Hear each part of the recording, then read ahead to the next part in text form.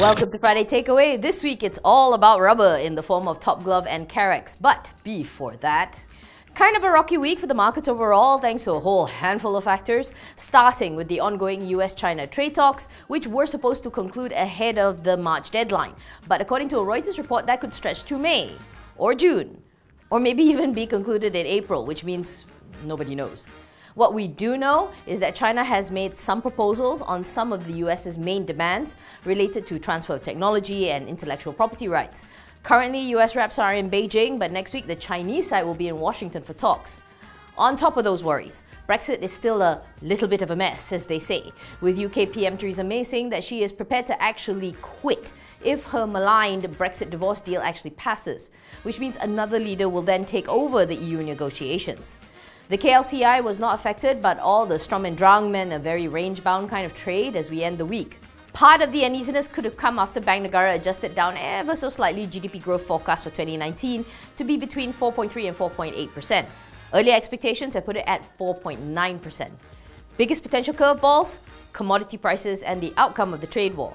But B&M Governor Datuk Noor Shamsiah Mohamad Yunos actually brushed off aside concerns of deflation for Malaysia, because after the recent drops in CPI, she said that the deflation only occurs when there's broad-based price declines.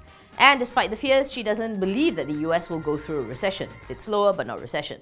And finally, Permodalan Nasional Berhad announced the highest dividend payout of 15 billion ringgit since 1981 and saw a 6.9% increase in assets under management to just shy of 300 billion ringgit. Chairman Tan Sri Dr. Zeti Akhtar Aziz also voiced concern though about the current state of the world, but says that PNB will try its utmost to navigate. This week we put on the gloves, so to speak, and take a look at the rubber product sector, given the current anxiety that exists over exports. But there were also some other developments, to be fair. First up, market leader Top Glove, which has had an eventful 12 months, so to speak, after the whole Adventa deal fallout, plus the usual worries over rising costs, labour and forex. On the other side, we look at a very different kind of glove, where we look at Karex, which saw really bad numbers in recent quarters, yet apparently still remains a little unfazed. Let's dig deeper. Top Glove, the world's largest manufacturer of gloves with ops spanning Malaysia, Thailand, China, US and Europe, started in 1991, listed in 2001. Top Glove says it has captured 26% of the world's market share. At helm, Executive Chairman Tan Sri Dr. Lim Wee Chai.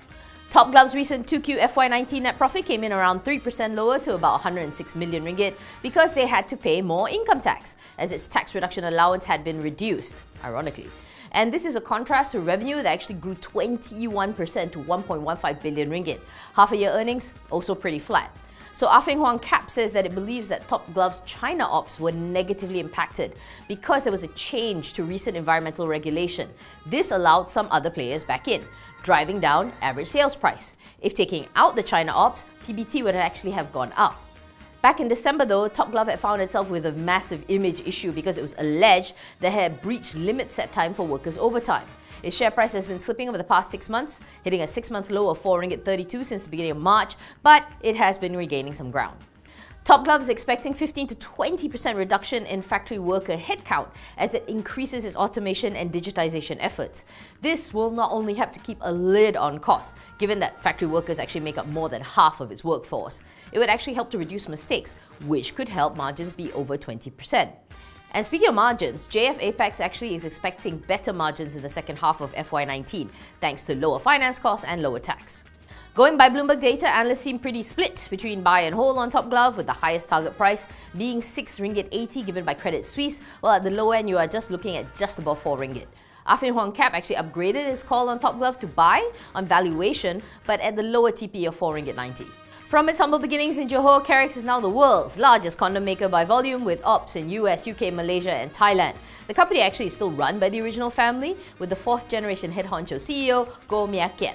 Things took a bad turn, and a worse turn, in February when its first half FY19 earnings actually halved to about 1.4 million ringgit because of unfavourable sales mix. Even the slightly higher sales volume, not enough to offset costs. HLIB actually adjusted its FY19 forecast downward by 20% to reflect the group's lower operating leverage because of a softer average selling price environment. And one more thing. Karex was also hit by bad press. There was a report in the Telegraph in UK alleging unfair treatment of its foreign labour, and it's working hard to repair the damage to its image.